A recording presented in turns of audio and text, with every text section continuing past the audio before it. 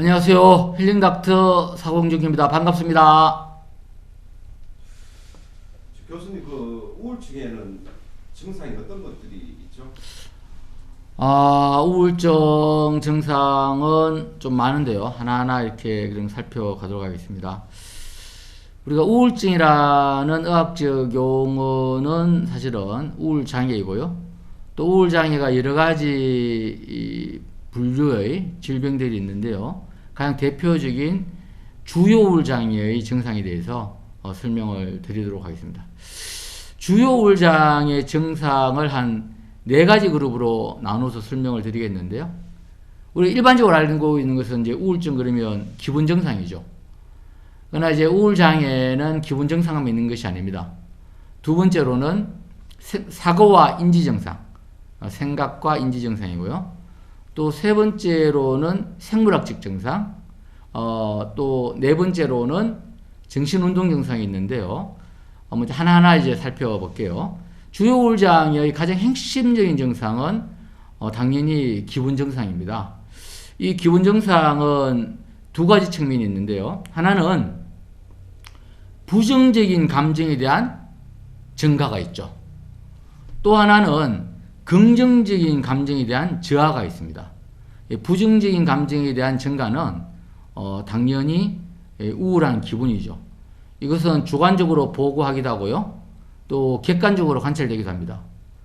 예를 들자면 본인이 우울하다고 말을 하지 않지만은 계속 우울해서 흐느끼고 운다든지 이렇다면 그것은 부정적인 감정이 증가되는 우울한 꼭 보고를 하지 않더라도 우울한 감으로 우울한 어떤 그 기분으로 볼 수가 있고요. 또 우울하단 말을 사실은 우리나라 사람들은 잘 안 해요.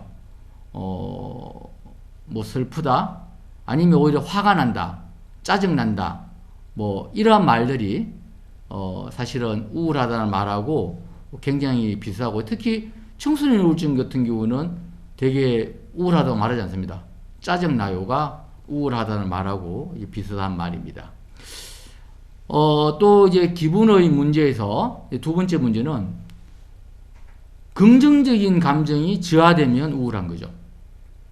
다시 말하면 예전에 뭐 노래 부르는 것을 너무 좋아하는 사람, 노래만 부르면 흥이 나는 사람이 노래를 불러도 즐겁지 않고 재미가 없다면 그건 우울한 하나의 축이 되는 것이죠. 그래서 이것을 알기 위해서는 내담자, 환자가 어떤 일에 즐거워했는지를 의사가 알아야 되는 것이죠. 그리고 그 즐거움이 지금 예를 들어 환자분이, 내담자분이 노래 부르기에 너무 즐거워했는데, 그러면 그걸 알고 우리가 항목을 알면 지금은 노래 불러도 즐겁습니까? 물어보면 전혀 즐겁지 않다 이렇게 말을 하면 이 항목에 되는 것이죠. 그리고 예를 들자면 사람을 만나기를 좋아했던 사람이 뭐 사람을 만나지 않는다든지 뭐 이런 것들이 되겠죠. 굉장히 이제 이게 심해지면 무쾌감증이 돼요.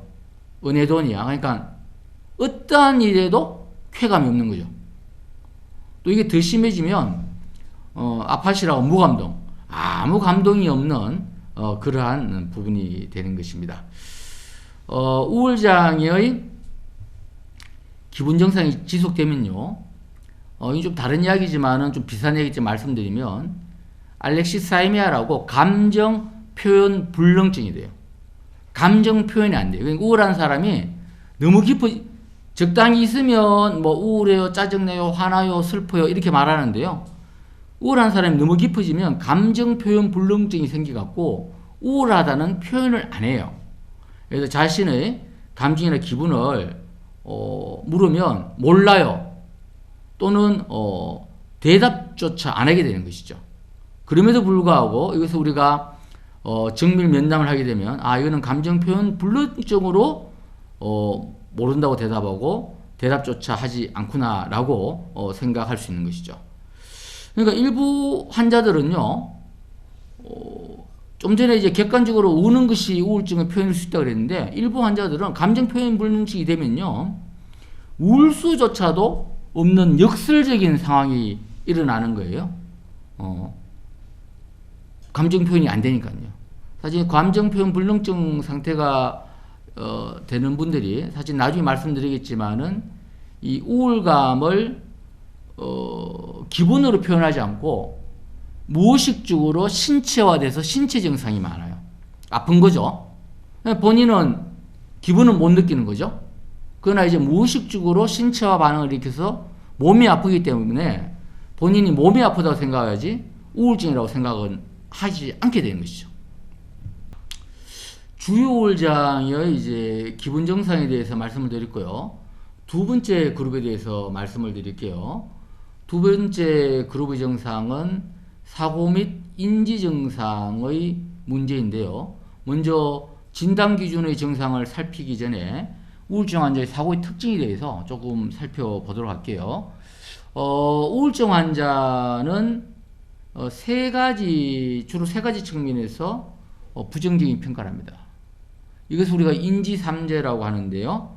우울증 장애의 코그니티브 트라이아드라고 그러는데요. 먼저 자신을 부정적으로 봐요. 그리고 세상이나 타인을 부정적으로 봐요. 그리고 미래를 부정적으로 봅니다.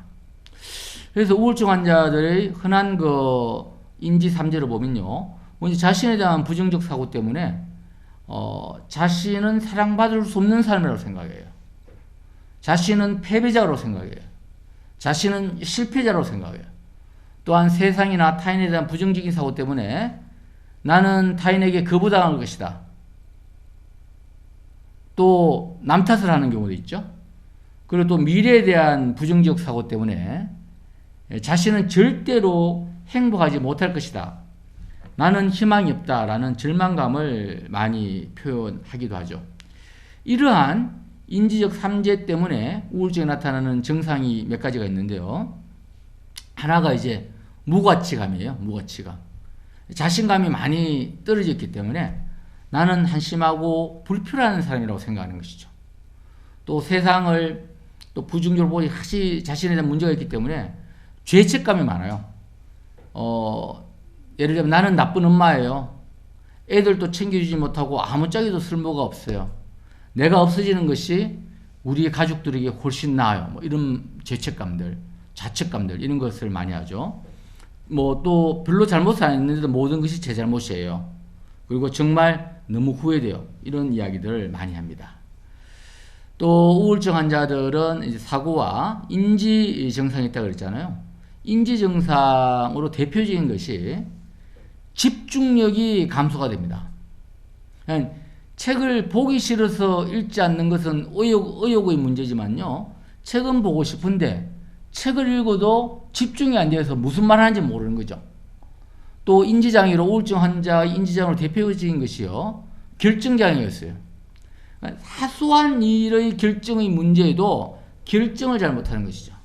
오늘 무슨 옷을 입어야 될지, 지금 집에서 무엇을 해야 될지 이런 문제가 되는 것이죠. 그래서 이러한 어떤 집중력 감소가 아주 지나치게 두드러진 경우에는 우리 치매로 오인할 수 있는 가성 치매하고 비슷하게 되는 경우도 있기 때문에 우리가 굉장히 감별 진단을 잘 해야 되고요. 또 우리가 우울증의 이 생각과 인지 증상 중에 굉장히 중요한 부분이 우울증이 심해지면 자살 사고를 한다는 거예요. 자살 사고. 그래서 우울증의 가장 심각한 증상은 사실은 자살이 침투적인 생각으로 들어오는 것이죠. 우울증 환자의 3분의 2가 실제로 자살 생각을 하고요. 또 주요 우울장애의 10에서 15%, 한 15% 정도가 실제로 자살을 성공하게 되는 것이죠. 이것은 일반인들의 그 자살 비율보다 30배에 달하는 수치입니다. 한 가지 또 팁을 드리면요. 아주 우울했을 때보다는 우울증이 회복될 때 오히려 자살의 위험도가 높기 때문에 굉장히 주의해야 되고요. 그리고 이제 방금 세 가지는 이제 우울증 환자의 증상 중에 두 번째 그룹인 사고와 인지 증상의 그룹이고요. 이제 세 번째 그룹인 생물학적 증상에 대해서 좀 말씀을 드릴게요. 제가 그 전에 이제 우리 저희 TV 또 구독자 또 시청자 여러분께 한 가지 여쭤볼게요. 사람이 피곤하고 힘이 없을 때 가장 흔한 원인 질병은 무엇일까요? 한번 맞춰보세요. 대개 우리가 피곤한 원인은 예전에 모 축구 선수가 이제 광고한 거 있잖아요. 간 때문이야, 간 때문에. 그래서 간 기능이 떨어지면 피곤할 것이죠. 물론 간 기능이 떨어지면 피곤해요. 또는 갑상선 기능저하증도 굉장히 피곤하게 만드는 질병 중에 하나인데요.